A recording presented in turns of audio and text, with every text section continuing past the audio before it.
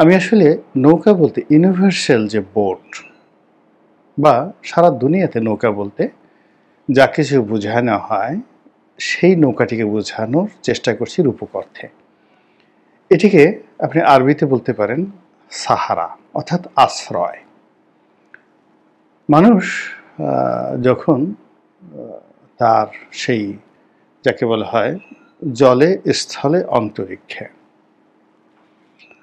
তো যখন মানুষ স্থলপথে হাঁটে, মানুষের সাহারা, তার একমাত্র আশ্রয়, সবচেয়ে উত্তম এবং সহজলভ্য আশ্রয় হলো তার দুটো পা। আপনি যখন হাঁটাহাঁটি করবেন, আপনার গাড়ি থাকতে পারে, বাড়ি থাকতে পারে, অন্য যে কোনো বাহন থাকতে পারে, এটা সেকেন্ডারি বা আরও অনেক কিছু হতে পারে। কিন্তু সত্যিকার অর্থে সাহারা বলতে জমিনে আপনার একমাত্র সাহারা হলো আপনার শক্তিশালী দুটো পা। যার পা নেই তার কোনো আশ্রয় নেই এই জমিনে, যত কিছু থাকুক না কেন।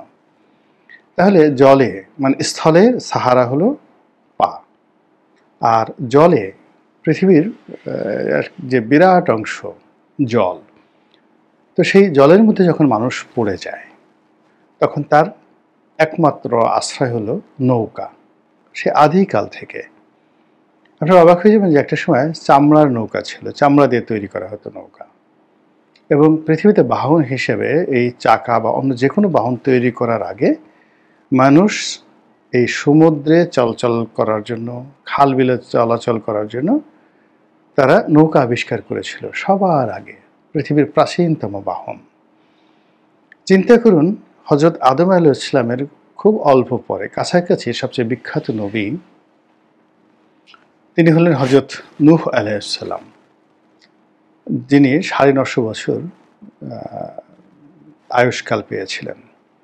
তো তিনি একটা নৌকা বানিয়েছিলেন এই যাকে বলা হয় জলের প্রকোপ থেকে, বন্যা থেকে তিনি এবং তার কওমকে, তার অনুসারীদেরকে রক্ষা করার জন্য। এবং এই পৃথিবীতে যারা বিশ্বাস করেন, বিশ্বাসীদের জন্য বলছি, এই পৃথিবীতে এখন যত প্রাণী দেখেন, যত পশু পাখি দেখেন, আল্লাহর হুকুমে যারা এই নূহ নবীর নৌকাতে আশ্রয় নিয়েছিলেন আর যাদেরকে আশ্রয় দেওয়া হয়েছিল তারাই এই পৃথিবীতে টিকে আছে। বাকি সব কিছু আল্লাহ সেই বন্যা দ্বারা তছনছ করে দিয়েছিলেন সারা পৃথিবী।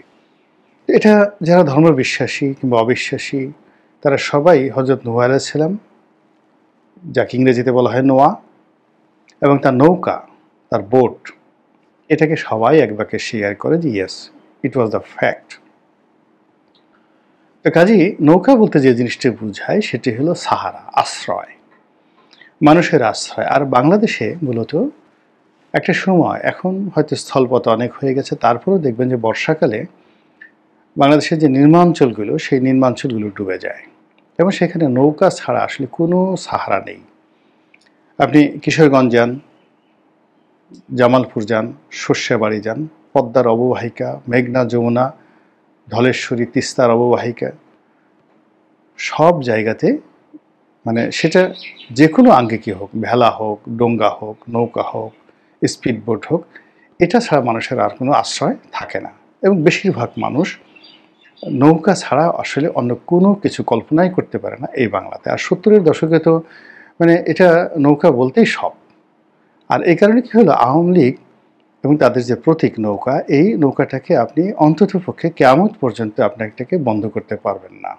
নৌকা যে শব্দটি, এটা পৃথিবীর শুরু থেকে একদম শেষ পর্যন্ত সবসময় ছিল এবং এখনও আছে এবং থাকবে। এবং পৃথিবী যেহেতু 4 ভাগের 3 ভাগ জলভূমি, এখন সেই জলভূমিতে আপনি প্রমোত্তরী ধরেন, যুদ্ধজাহাজ ধরেন, সাবমেরিন ধরেন, speedboat, gunship, gunboat, container vessel, যা কিছুই ধরেন না কেন, মানে আসলে তো এগুলো নৌকা। তো সেই নৌকা বা আশ্রয় যার দ্বারা পৃথিবীর মানে 10 ভাগের 9 ভাগ পণ্য পরিবহন হয়, এবং এখনও পর্যন্ত যাত্রী এবং পণ্য পরিবহনে নৌকার ধারের কাছে কোনো বাহন তৈরি হয়নি।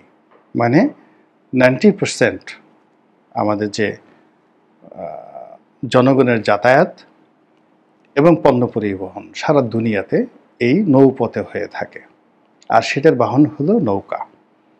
তো সেই নৌকা আওয়ামী লীগের প্রতীক, এটা এখানে আর বললাম না, এবং এটা মানুষের হৃদয়ের মধ্যে, শরীরের মধ্যে, মনের মধ্যে, মস্তিষ্কের মধ্যে এমনভাবে ঢুকে আছে যে আপনি আওয়ামী লীগের শত গালাগালি করতে পারেন, কিন্তু নৌকা বের করতে পারবেন না।